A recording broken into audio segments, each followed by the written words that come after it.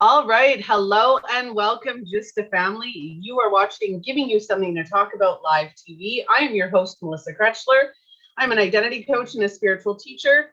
And apparently I didn't turn my volume off. I am coming to you today on today's episode to talk about little kids' big trauma. For anybody watching or anybody catching the replay, please like, follow, and subscribe to the show on whatever social media platform you are engaging on.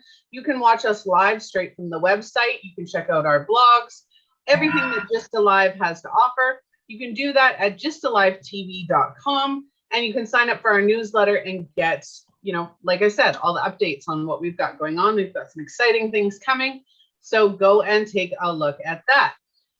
Further to that, if you would like to get in touch with myself or my co-host, you can do so. Our contact information is in the description of the video. All right, so that leads me to you, Marianne, if you would like to introduce yourself. Thank you, and hello to all our listeners. I'm Marion Nixon. I'm a positive mindset coach. My background is in complementary health, where very soon after I started working as an aromatherapist and a craniosacral therapist, I realized that good health actually starts in the mind and not the body. And through specifically craniosacral therapy and later emotional freedom techniques, I learned about the impact of trauma and how that affects our minds and ultimately our bodies as well. And that has become my passion now, is helping people recover from even trauma that they don't know they've had, because not all trauma is big and dramatic. Sometimes it can be quite small and seemingly insignificant, but it leaves, particularly with children, it leaves them with a limiting belief about themselves or about how the world works. And they carry that until it can be changed. Absolutely. I love that. And thank you for joining me today. It's actually quite interesting. You and I both work in mindset. We both work in, healing those childhood traumas. And I challenge everybody watching this video. I did a TikTok before we went live to say, all these things that we grew up hearing, how many of us or how many people are you and I helping who are trying to change that childhood trauma? How many adults are you and I working with today that are still experiencing one form or another of childhood trauma, whether it's something small, whether it's something large? I had, and I commented on it on yesterday's video, I had my own childhood trauma in school where my teacher wouldn't allow me to be a part of the Halloween party unless I could do my times tables at the snap of a finger. And I played cards with my husband and my stepson this weekend, and I lashed out because I went to go do math. And when I'm put on the spot doing math, my brain shuts down. Like, it's automatic response. My brain shuts down. I get very uncomfortable because then I feel stupid and I'm trying to figure it out and I can't because my brain won't work. And it's just this emotional response to a childhood trauma of my own. And you and I, being mindset experts, we notice that immediately, so we can change it immediately. But it just goes to show, even I still work on that, right? We still work on that daily. We're always trying to change or trying to heal those childhood traumas that some of them are done because of positive experiences. Some of them are done because of negative experiences. But what we're dealing with as adults came from when we were kids. And people forget that. Mm-hmm. It starts because, what happens is in early childhood, the brain waves of the child are very slow. It's in theta mode, which is normally a sort of meditation state. I like Bruce Lipton's description of it as the download mode. Yeah. And kids, they take in what they hear, what they see, and what they feel, in the feeling intent of what's going on around them. They're very perceptive, even though they may not have the verbal skills to actually articulate things. Yeah. And children learn by what they observe. And so whatever patterns of behavior, of speech, of dynamic interaction between parents, that becomes their blueprint for life. That's how adult people do life, and they take that in and they will reproduce it. Unless, and that for me is always the good news, is that it is now possible to change that blueprint. We're not stuck with it for life, as it used to be the case. Yeah. I created something similar, actually. I created what I call the 7 mindset pillars. And it's very similar, and it goes back to childhood, where we have the 7 most important aspects of our life. We've got ourself, our spirituality, our romantic relationships, our friendships, family, our career, and our finances. 7 most important, right, for everybody. And so what I did was I created the system, and you have the pillars, right? And each pillar is filled up with all of these beliefs. Those beliefs are actually created when we're children, right? So as children, we create how we're going to acknowledge things. We create how we cope with things. We create beliefs on who we should be with, why we should be with that person, what our life should look like, what our finances should look like, our career. You know, if you're a child, and here's one of the first examples, if you're a child in older generations that your parents said, well, you can't be an artist because artists are starving and you're never going to make money. You need to be a doctor, a lawyer, a dentist, right? And I know even my parents heard that growing up. And that lowers your self-worth if what you truly want to be as an artist. And then you'll go into one of those careers thinking, oh, you know, I have to do this, otherwise I'm going to be one of those starving artists. And you're not living true to yourself. And then when you're older, you base all the decisions based like off of that belief, and then you're unhappy. Then you're unhappy. And that ultimately leads to illness. And going back a while, I'm not sure if she's as well known now as she was when I was younger, Elizabeth Kubler-Ross, who worked a lot with people who were dying. And and then there was also people who were diagnosed with a terminal illness and then they recovered.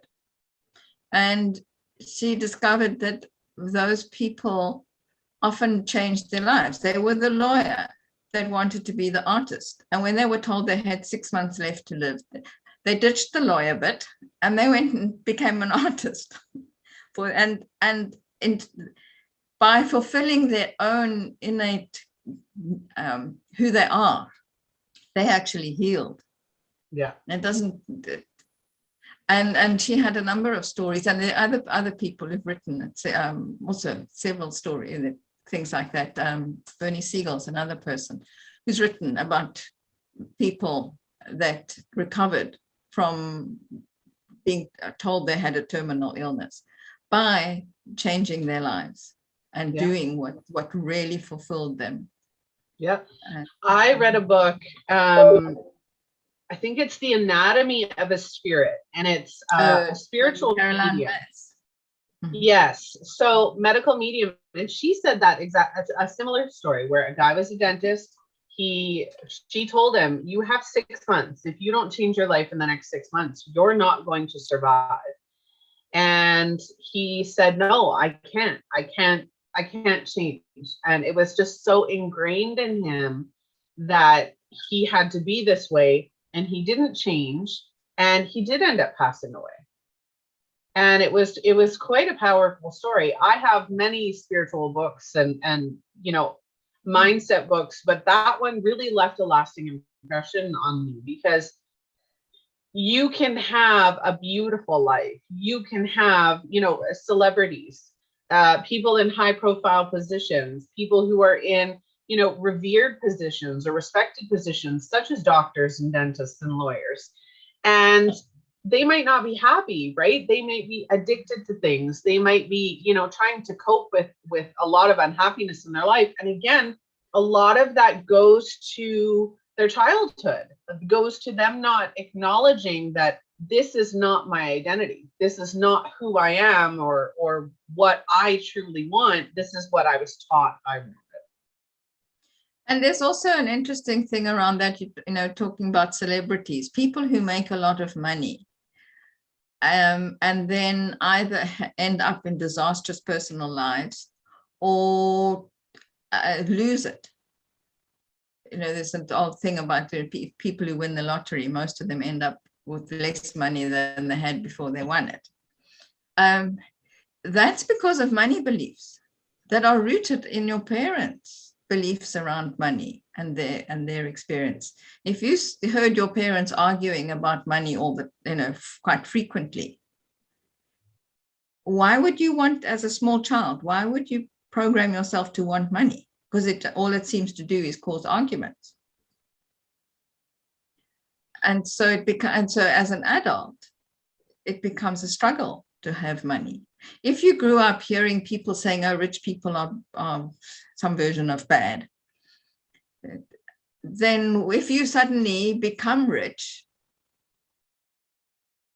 are you get that internal struggle around, am I now a bad person? Yep.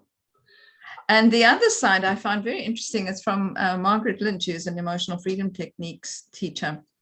And she also says that when you earn more money than your parents did, it sets up an internal conflict because you're now richer than your tribe. And that makes you different. And so you're at risk of being rejected. And so that also becomes a reason why, even if you have access to money, you're earning a lot of money, you don't keep it.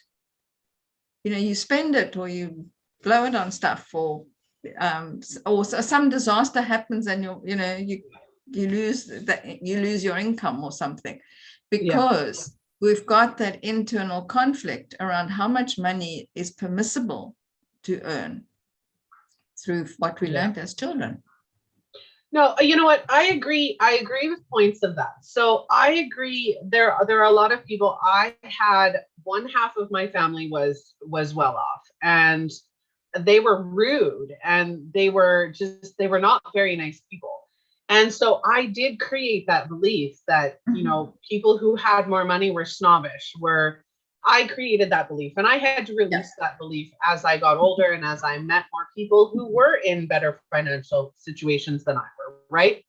I still find that there are a lot of down-to-earth people who don't have a lot of money versus people who do. But again, that was because of my belief, and that's who I found, right? With celebrities, I would disagree on that. And the reason is because in my belief, when it comes to high profile positions and people who are in those positions where they seemingly have it all and they're making it and they're thriving and surviving, they're actually not happy. And I don't think there are so many variations as to why that I can't get on the idea that it would be strictly from their childhood and their parents. They're not living authentically to them. So for anyone, in my perspective, for anyone, a lot of your unhappiness, it does come down to you. 90 to 95% of your reality is based on your thought processes. So if you're not happy with where you are, it comes down to you. The other 5 to 10% is other people's actions, other people's behaviors. You can't control that. That's out of the control. Or if you get hit by the life bus, you can't control that. But at the same time, 95% of your reality is based on your own mindset. So you think back and say, okay, what did I want to be as a child? What did I want to do as this? You can get to celebrity. But right before we went on, I was watching ABC News. They were live streaming on TikTok of Johnny Depp. Johnny Depp's in trial today. And he's talking about his childhood and how he ended up getting into acting and what his family life was like. And none of the people in high profile positions have escaped, negative childhoods. None of them have nobody has. Yeah, exactly. It's a guarantee. But a lot of times I find, and my ideal clients, like the people that I work with, majority are high profile individuals who aren't happy. And it's because they don't feel like they can express that. They can't, they're held to a higher standard than everybody else because, oh, you've got this and you've got that, and I don't have that. And what do you have to complain about? And so I'm going to get on that topic. When we look at celebrities, if they start complaining about something, most people's first reaction is, what do you have to complain about? You've got it so easy, right? Mm-hmm. That's the same. They've still got to live with themselves. Mm-hmm. Yeah, that's the same thing we tell our children, right? We as adults, we as parents will turn around and tell our children, you have it easy. You didn't have this happen. You didn't have that happen. You don't know. Pardon my language, but I grew up in the F around and find out era, right? You test those waters, you're going to find out what happens, right? And that's not what it is nowadays. And so even my husband and I, we've said, you have it easy. What do you have? Like, why are you upset? And the problem is that we forget as parents that children have it hard. Children have it worse than adults, but we don't remember it. Mm-hmm. We've gotten to a point where we don't remember what it was like when mom and dad were fighting and we're sitting in the corner questioning whether or not that fight is about us. Right? We internalize that. Children internalize absolutely everything. Yes. We teach, or we treat celebrities the same way we treat children. And that's not okay. Mm-hmm. Mm. Yeah, because children are absorbing everything that goes on around them, and that and they use that to learn how to cope with life. And if they're continually exposed to aggressive behavior, even if it's not aimed at them, because small children in particular have really got a concept of themselves as entirely separate from their family, because they're dependent on their parents, because without them it would be very hard to survive, and when they're very small, survival would be impossible. Yep. So they have to believe that the parents are there for them, even when they're not. Yeah. And so it becomes, if anything goes wrong, if things aren't happening the way that they needed to happen, they're going to immediately think they're wrong, because to think that their parents are wrong and are not there to support and nurture them threatens their survival. So the problem has to be themselves. Yeah, everything.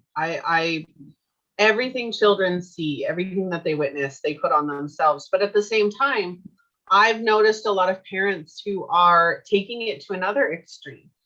Children nowadays aren't learning coping skills. They're not learning that it's okay to have arguments. It's okay to not have money. It's okay to be stressed out. It's okay to cry. It's okay to be angry.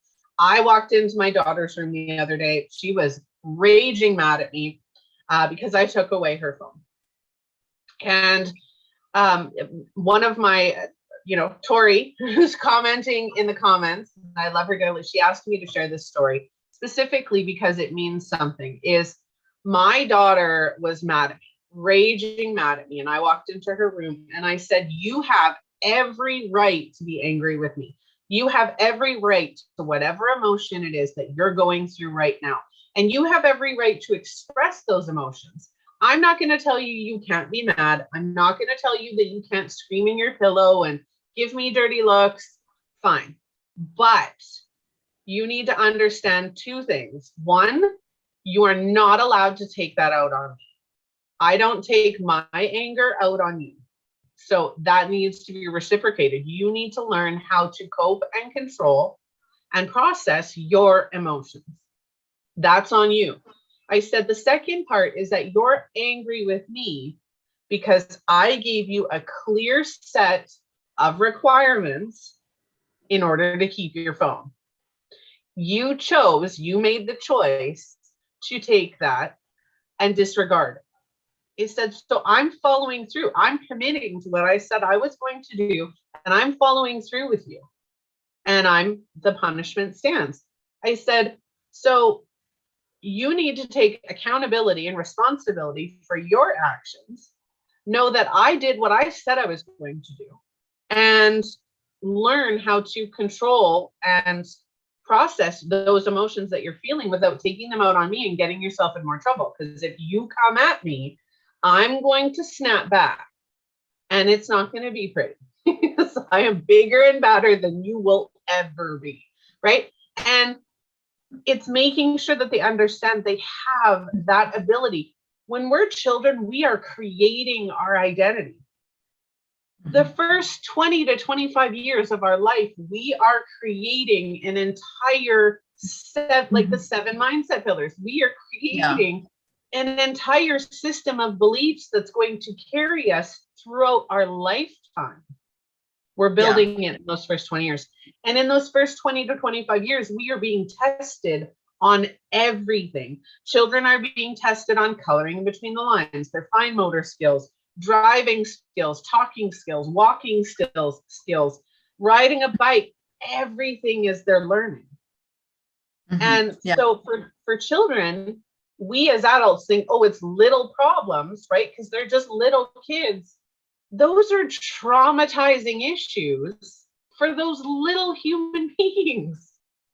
Yeah, because, well, particularly when then it's a situation when the emotion is overwhelming. And the younger the child, the more overwhelming a big emotion is. Yeah. So it can be that, the child falls off their trike, they go over a bump and they fall off it and they get a fright and they cry, and the parent picks them up and says, nothing's broken, nothing's hurt. Calms the child down, puts him back on the trike, and off they go. But it can leave a lasting impression that I'm thinking of a case study I came across when I was studying, was of that situation. And the adult child was driving, and there was what you call a near miss accident. It wasn't actually an accident, it was almost an accident, but it didn't happen. And they would continue driving down the road, and eventually, after a little while, he pulled off because he was shaking so much he couldn't drive. Yeah. And his companion said to him, "What, the accident didn't happen. Why are you reacting like this?" And he remembered that childhood accident. And he was actually, the shaking, and that was carrying out the shock that he had as a child that had been re-triggered in this adult experience. And that happens, even sometimes we're not even aware of it, of what the original thing was, because it was such a minor incident at the time, except for this overwhelming emotion that happens. And one of the story, the kind of anecdotal things that I use to explain this when I'm giving workshops is, imagine a little child playing outside, finds a pretty feather or pretty flower or something, and comes running in and saying, "Mommy, Mommy, look what I found." And Mommy's just finished washing the kitchen floor. And it's a job she hates. And she's just standing there thinking, "Oh, I've done it." And now this child runs across it and leaves muddy footprints. And instead of seeing what the child has brought in, she says, "Look what you've done." And the child freezes. And in that one sentence can take on, it's not safe to share happy things with, pretty things with mom. It's not safe to kind of express my excitement when I find something pretty. And a more obscure and more sort of bizarre one would be, it's not safe to run across the kitchen floor. So, there's all sorts of different things, or just I'm a bad child, a bad person. All of that out of a seemingly mundane incident. Yeah. No, I agree. It is. And there's people out there who would probably question, then what am I supposed to do? As a parent, what am I supposed to do? How am I supposed to talk to my children? Or how am I supposed to discipline my children or teach them right for wrong? And I would say, remember that they're tiny adults. Like, children are going to be adults. Our job isn't to dictate to them. Our job is not to make them into minor little replicas of who we are. Our job is to care and nurture for them as they grow into who they're supposed to be.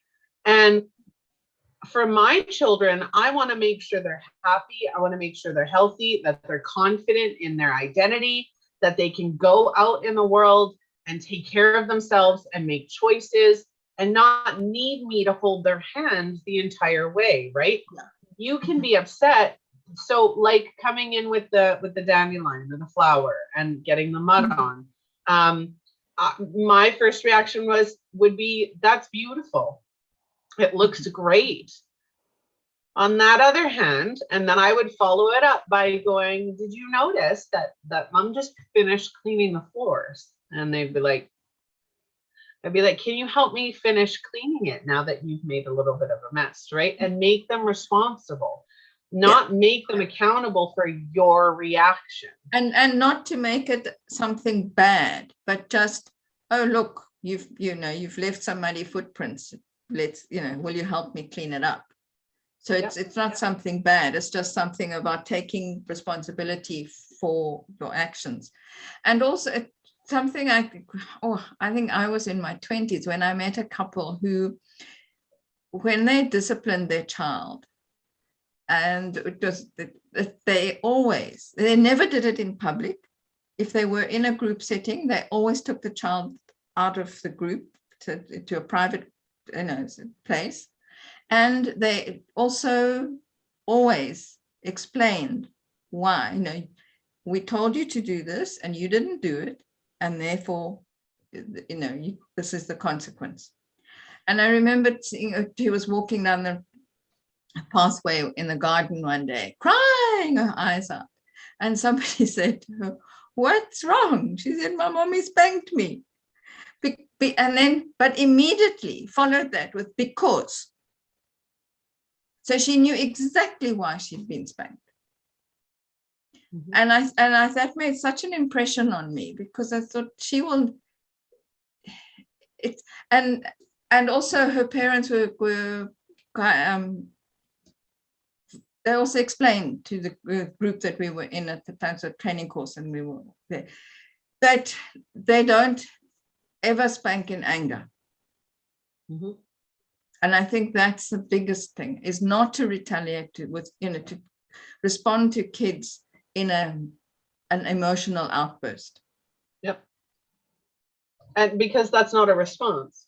I always explain it this way, and especially when you're dealing with children, that is a very valid and important point, is the difference between your reaction and your response. For children, they react. Everything a child does is a reaction. Until you teach them the difference, it is a reaction, right? Yeah. Where a reaction is an emotional instinct, and that's the reaction. Right? You're responding or reacting emotionally. When you respond, it's from a logical standpoint. So you're actually thinking about what you want to say before you do it. You're thinking about your actions before you do it. And it's not a knee-jerk reaction that you're going to possibly regret later. Children and it's not an emotional dump either. Yep. Children are constantly in an emotional state. So if we as parents react, right, and you think even toddlers, right? A toddler is going to, when they throw a fit, when they cry because they don't get their way, that's an emotional reaction, right? They're in that emotion. They don't know how to process that emotion so that they can calm themselves down. They need to learn to self-soothe. They need to learn to relax and remove the emotion, and then logically process. If as parents, we just react right away, we don't teach, that goes, I've told my husband, teach, don't preach. You need to explain the situation. You need to explain it to them so they learn, not so it's just like, I told you this, you have to do it without any explanation, right? I found that what works with my daughters is my boys are older now, so I don't really have to do it. They just know mom will whoop them if they don't, but I'm just kidding. My two younger daughters, they know I will ask them nicely. I'm not on them 24/7. And as much as it irritates my husband, but I say, I need you to do this. And I'll ask them nicely, right? Just in passing, I need you to do the cat litter or whatever. And if they don't do it, I ask them second time and I say, hey, I've already asked you once. If I have to ask you again, this is the punishment. Like, this is the consequence if I have to ask you again. And not necessarily punishment, but the consequence. And the third time I ask, I say, okay, I'm annoyed now. I've had to ask you 3 times. Give me your phone, or no dessert after dinner, or whatever the consequence is, right? And I found that for the most part has worked to get them to understand that, 1, I'm going to be consistent. 2, I'm going to try to remain calm as much as I can and hold you responsible for your choices. And that's what children.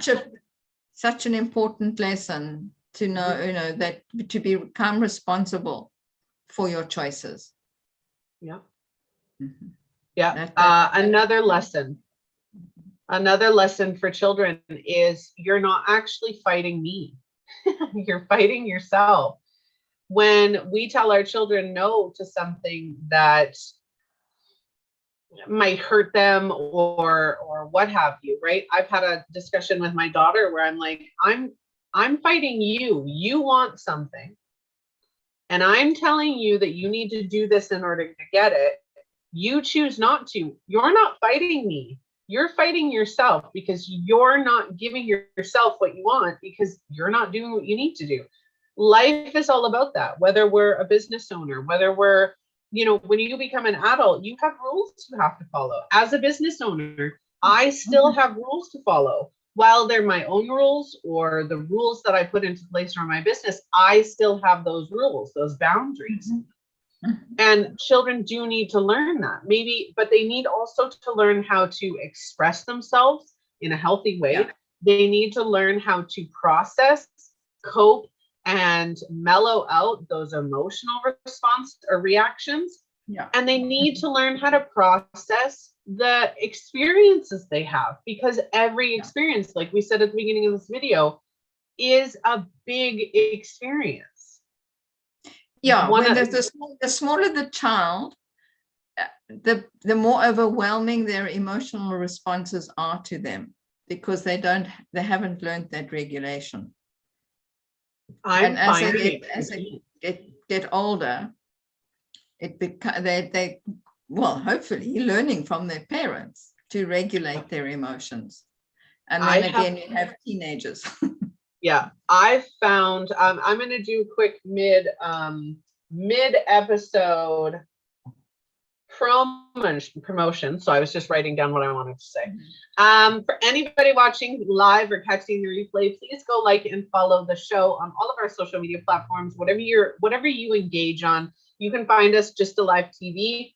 If you would like to subscribe to our newsletter and catch our blogs, our episodes, to the replays, or if you'd like to catch our new mini episodes that are going to be coming up within the next month, please go subscribe to our newsletter at justalivetv.com. You can also watch the show live straight off of the homepage, Monday to Friday at 2 p.m. Central Standard Time. This episode is sponsored by A Phoenix Identity, helping you heal those childhood traumas. Go check them out at aphoenixidentity.com. We do have a comment. So parents must realize that words do hurt and can have a long-term effect on the child. So when disciplining your children in anger, it is very important to choose your words wisely. Yes, thank you for reminding me about that one as well. So talking about teens, I've noticed, and I'll get to that comment in a second. I've noticed that when I first started my coaching practice 6 years ago, I had experienced a few things with my own teen at the time and with other teens that I was seeing in different aspects. I was, doing spiritual readings and life coaching at that point. And I met up with a few teenage girls and they were devastated. They were so depressed. They had no coping skills. They were emotionally unstable. And it was because when you hit that, so from, let's say 0 to 12, from 0 to 12, you're building, your frame of learning, right? And how you learn, what you learn, that's the starting point, right? All of those walking, talking, brushing your hair, being able to shower yourself, all of that is between 0 and 12. When you hit 12, that's where all the big changes start happening. Friends change, school changes, popularity begins. You have different scenarios. Kids are getting into drugs, alcohol, sex, and it's getting earlier and earlier. And you've got your own internal hormonal shifts. Exactly. So 12 to 18 is quite the traumatic experience because, that's when they're learning that friends don't stay friends and girlfriends don't stay girlfriends and boyfriends and girlfriends don't stay together. And you got relationships thrown in there now. And so you've got such an amazing event going on, like continuous event from like 12 to 18. And it's so hard if they don't have an idea, like they're constant. And the mood swings, like you said, right? The mood swings of their reproductive systems coming into play and all of that. And then it's like, whoa, right? My daughter apparently also the brain physically rewires at that point as well in that hormonal shift. Yeah. That's a huge time to be reinforcing the coping skills, the ability to process and learn. Now, what Tori was saying is, what the words we use for children, when we're talking to our children, I do this again. I have, my children are 7 to 20, 8 to 20 this year. So I've got different ranges. And when I talk to them, I've said to my youngest, who's now 8, and she's learning. Mom's got a temper. But I'll tell her, I'll say, I really don't like you right now. I don't like how you're behaving right now. I will love you always, and I unconditionally love you. And if you ask me for a hug, I'll give you a hug. But I don't really like what you're doing right now and the way that you're doing it. If my daughter, who's 12 going on 13, does something that's absolutely stupid and irritating, and you're just like, dude, that's common sense, I turn to her and I'm like, I don't tell her that, you're stupid. No, I say, you know what? You're really smart. That was a really dumb decision. Like, why would you do that? Right. And it's not putting it on her because she's not stupid. It was the behavior that was stupid, right? Like it's the whole, if your friends were all jumping off a cliff, would you do it too, right? You're not a stupid child, but that was not a very smart decision. And you need to learn from that decision, right? And so it is wording as well. We need to remember as parents and as adults, if we don't like to be talked to a certain way, yet we're talking to our children that way, that is hypocrisy. I could do an entire episode on my violent rage of hypocrisy. I don't use this very often. I hate hypocrisy, hate it with passion, can't stand it. Yeah, I mean, I think that they're good in terms of choosing words. It's very important to calm down before you react with kids, because when you're emotionally aroused, it's harder to control what you say. And when disciplining kids, it's very important to not do it in that moment of heightened anger. Yes, you may still be angry, but if you're able to contain your anger and speak calmly and choose your words rather than that emotional outburst that That's what is so damaging. Yeah. If I texted you make me angry is also very, that yeah. they don't. They've triggered something in you. Yeah. But yeah, our emotional reactions are our own beliefs. Absolutely 100%. If I text my daughter right now and said, what do I say when I'm angry? Her first response will be, and I do it to my husband. So I do it in my marriage. I do it with my children. I do it with other people where not necessarily other people. Sometimes I just fly off the handle with other people, but with my family, if I'm triggered and I know that I'm triggered, I will say, listen, I'm really not in a good place because I can be absolutely volatile and vindictive. When I am in an emotionally charged place and I'm feeling hurt, stupid, or defensive, I will say and do anything I possibly can with the goal of making you feel worse than I feel. That is, I am volatile and vindictive, but I've learned to control it. That's part of my shadow side that I deal with on a daily, and I'm okay with it, right? But the first thing I do, whether it's in my marriage or in my relationship as a mother, is I'm in a really bad mood right now. I need to be left alone. Otherwise, I'm going to say or do something that I'm going to regret later. And the purpose of it is going to be to hurt you. And I really don't want to hurt you because I love you. I just need some time. So for my safety and your own safety, I need you to walk away until I'm ready to talk to you. And that is every day. Not every day. My husband can't stand it. My husband's a let's deal with it right now kind of person. And I'm like, no, I will say something that doesn't, like, I am irrational when I'm angry. Yeah. Mm-hmm. Mm-hmm. Oh, we all are. Yeah. Mm. Yeah. Yeah, that's a big one. Dealing with, learning to control anger and to take time to calm down and not to lash out in the moment. Yeah. And I think as children, little kids, doesn't matter how old they are, right? Until they're 18, even older, learning how to cope, learning what their emotions, first off, and anybody watching, this is your little checklist for today. 1, understanding what their emotions are. Children need to learn what the different emotions are and what they feel like for them. Secondly, is when a child is feeling an emotion, you need to let them feel it and say, you know what, it's okay that you're angry and you can be angry at me.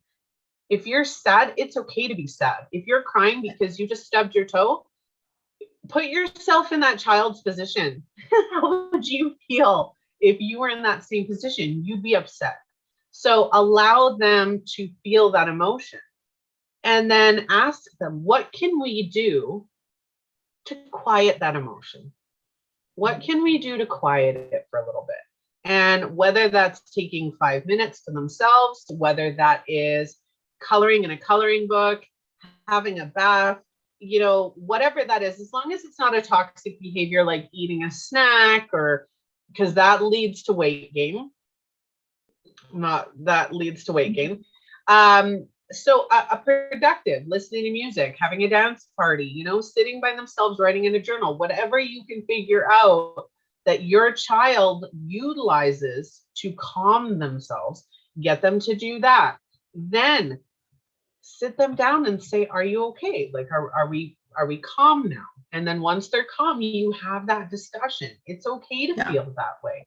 What can we do to change it? And maybe, I focus on learning lessons, right? What's the lesson? How are you stronger? How are you smarter? How was this your springboard?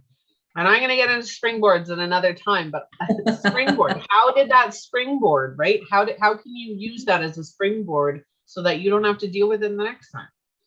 Mm-hmm. Sounds like you're an amazing mother. It took a while.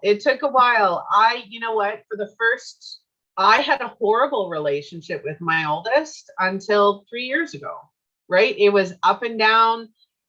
When he was 13, he decided to move out of my home and move in with his father. We didn't talk for 3 years. It was quite a struggle. And I became the way I am now when he left. Him leaving and us having no relationship, that springboarded me into where I am. And we have the most amazing relationship. He tells me everything. I tell him things. Not everything, but we talk about everything. And I'm his confidant now. I'm the person, Mom, do you have any wisdom for me? Right? I need some help. I'm here. I've got you. Right? And it took me a long time to really understand that. And it's a process. Every child is different. They're all unique. They're all different identities. And just supporting them. And one of the things that I didn't get as a child, and I just did a podcast on a contagious smile. So if anybody wants to listen to that I have up. I did a podcast on a contagious smile, and I talked about being raised by an undiagnosed narcissist. I wasn't taught unconditional love as a child. Mm-hmm. Everything that I did was conditional. And I wanted my children, first and foremost, to know that no matter what you do, no matter where you are, I love you and I am here for you. If you are drunk or somebody else is drunk at 3 a.m. and you need a ride home because you want to be safe, I will growl, get out of bed, come and get you. I will growl at you on the way home, but I'm not mad at you. I'm just tired and emotional. But I will come get you because your safety means more to me than my sleep, right? Just being there. That's very, very special for kids to grow up with that kind of support. Yep.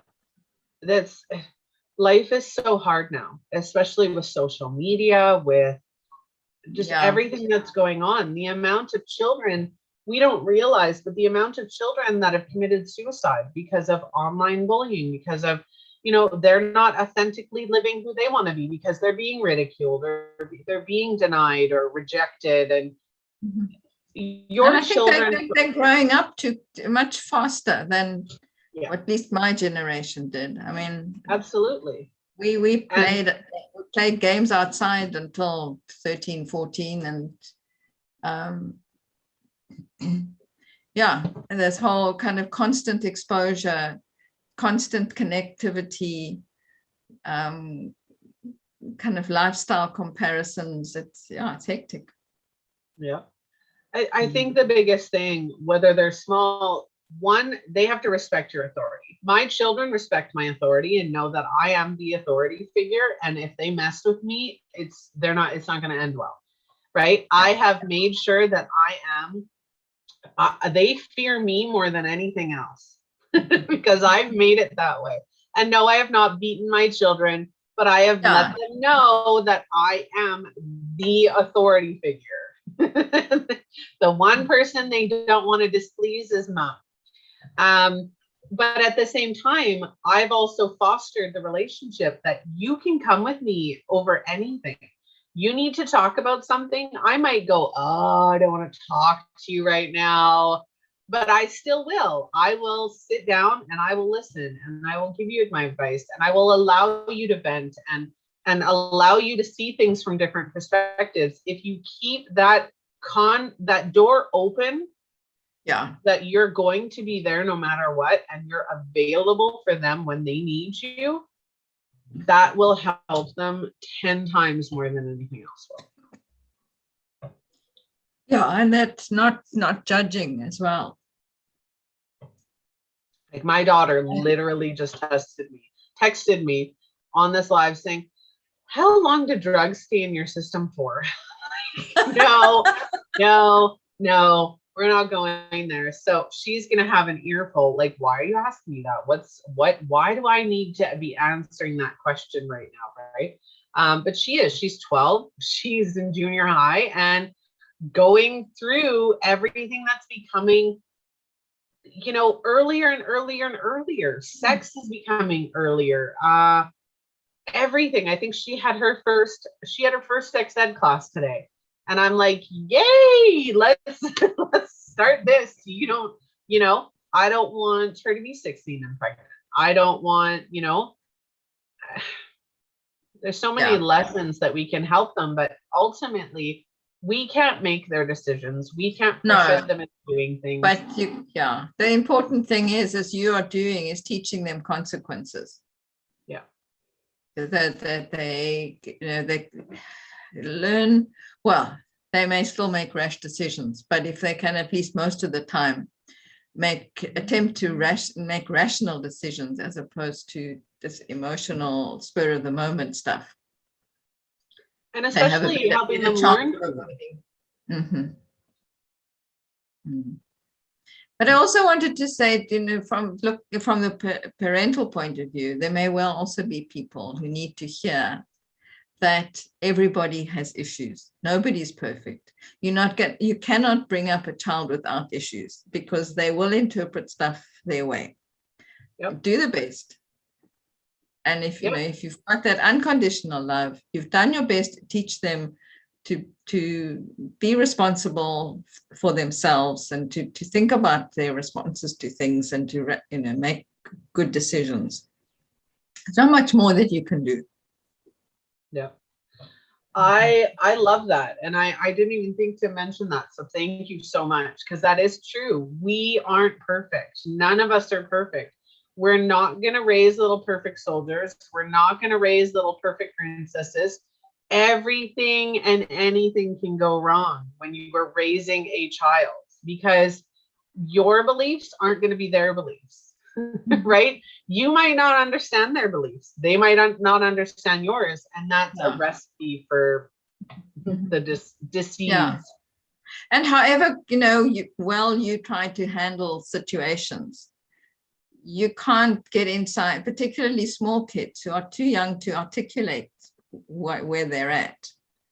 You don't know how they're perceiving things, and it might all look fine on the surface, but they might still take on some negative belief about themselves or about the situation and what's permissible, what they can or can't do.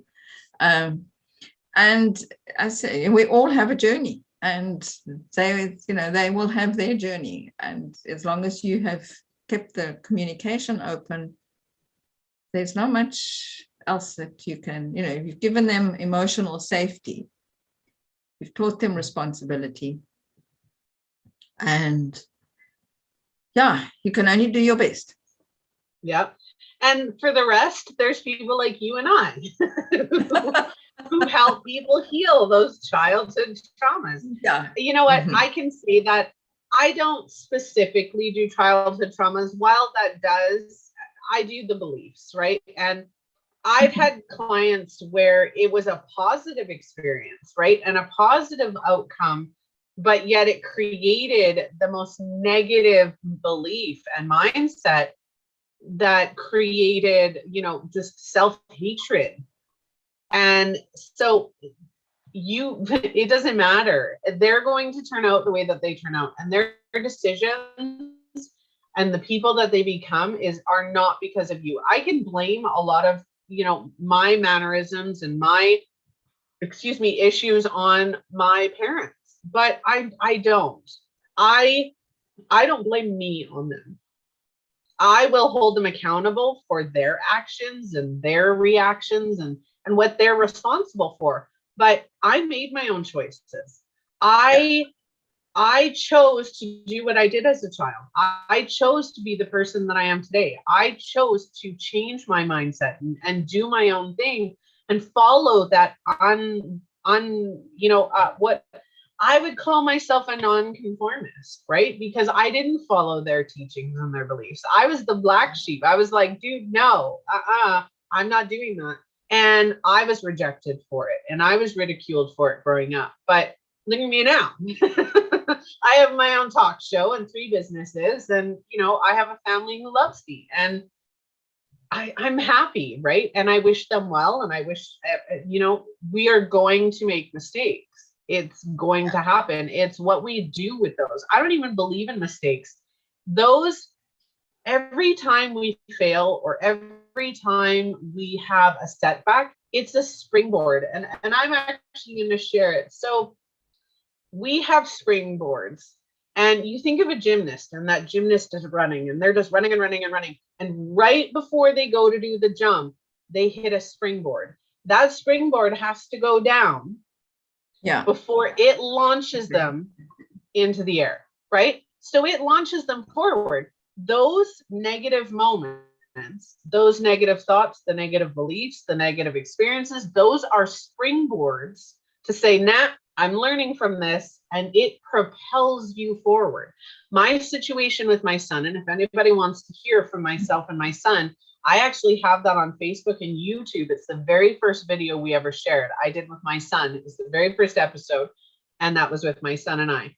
And that was a springboard. If that hadn't happened between my son and I wouldn't be here on the show.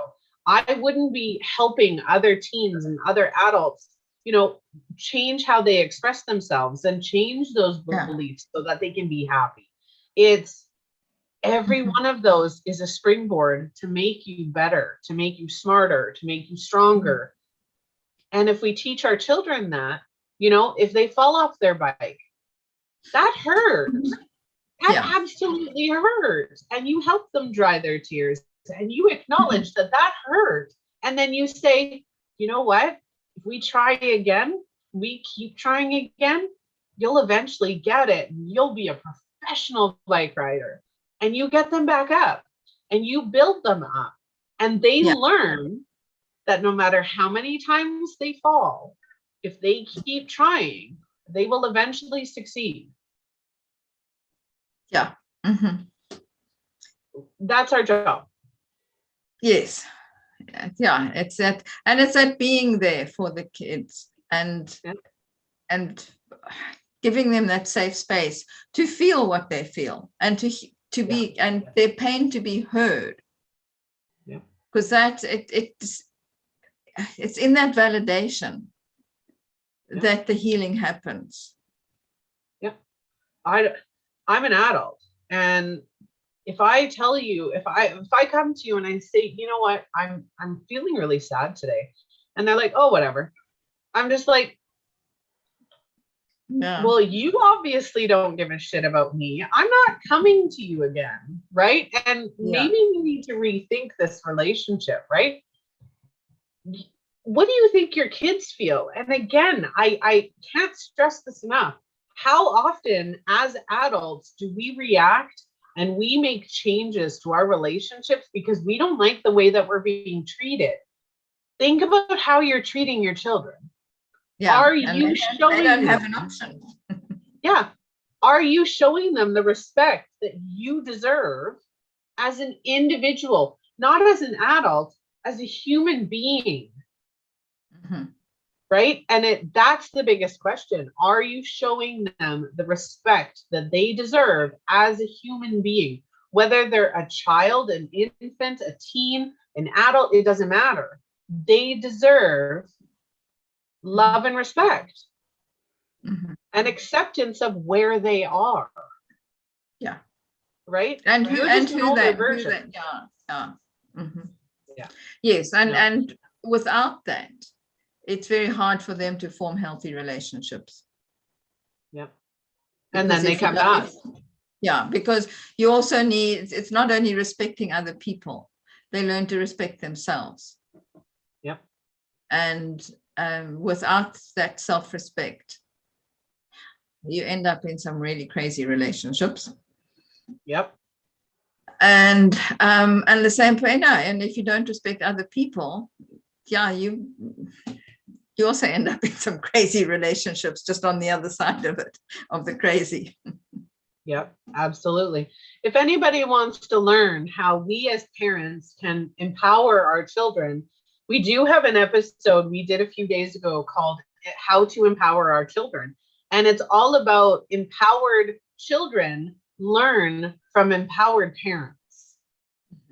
Yeah. And when you put that empowerment within yourself, you know, we talk in that episode about being able to cry in front of your children, knowing that it's okay to have emotions, knowing that it's okay to have struggles and stresses. Tori commented, this is a subject that should be addressed more often because a lot of adults don't realize that their actions come from childhood trauma. And it's Yes. true. Childhood trauma will stay with you until you learn what it means. Mhm. Mhm. And that's a lot of what Because you and I do. in my, yeah, I mean, in on my website, when I talk about my work, I don't often actually talk about childhood trauma, but when I'm actually working with people, that's what I'm dealing with. And I do that because a lot of people don't understand, as that person said, they don't understand that their own emotional reactions to things are coming out of their childhood experience. Yeah. And so I deal with whatever their current issue is. And in unpacking that, we will usually find where the pattern comes from and be able to resolve that. Yeah, absolutely. Yeah. Mm. All right. Is there anything else you'd like to share before we end this episode? No, I think we've covered a lot. We did. We definitely did. Well, thank you very much for joining me today. I really enjoyed this episode, and Tori is right. It is a topic that a lot of people need to hear and understand. It's one that's very close to my heart, having, as like you, had to sort out some childhood trauma for myself. I am very, very aware of how much it needs to be addressed. Yeah. And thank even you seeing our own for giving me children. this opportunity to talk about it. You're very welcome. All right, just a family. Well, I like to say thank you for joining us on this episode. If you would like to be a co-host, if you would like to be a guest co-host, a guest blogger, or if you'd like to sponsor an episode or see a topic featured on the show, please reach out to us at connect@justalivetv.com. You can also reach us through our multiple social media platforms. You can find us through Just Alive TV, or you can head to the website at justalivetv.com and reach out through there. You can find all of the episodes there, all of our sponsors, as well as our podcast and our blog. We are going to be rolling out mini episodes where they are 15 to 30-minute episodes rather than an hour. They are not live. They will be pre-recorded. So sign up for our newsletter on the website to be notified when that goes live. Also, we will be having merch coming shortly. So that is another exciting opportunity. For anybody watching, this episode is sponsored by A Phoenix Identity. If you would like to learn how to deal and process your childhood trauma, your thoughts and beliefs, and recreate your life based on your expression, go check out A Phoenix Identity at aphoenixidentity.com. All right. Well, again, Marion, thank you very much. I have absolutely loved this episode. Thank you. It's been really enjoyable to talk with you, and maybe we can do it again sometime. Maybe. All right. Well, Just a Family, thank you again for joining us. I am Melissa Krechler, your host, and I will see you on the next episode. Bye.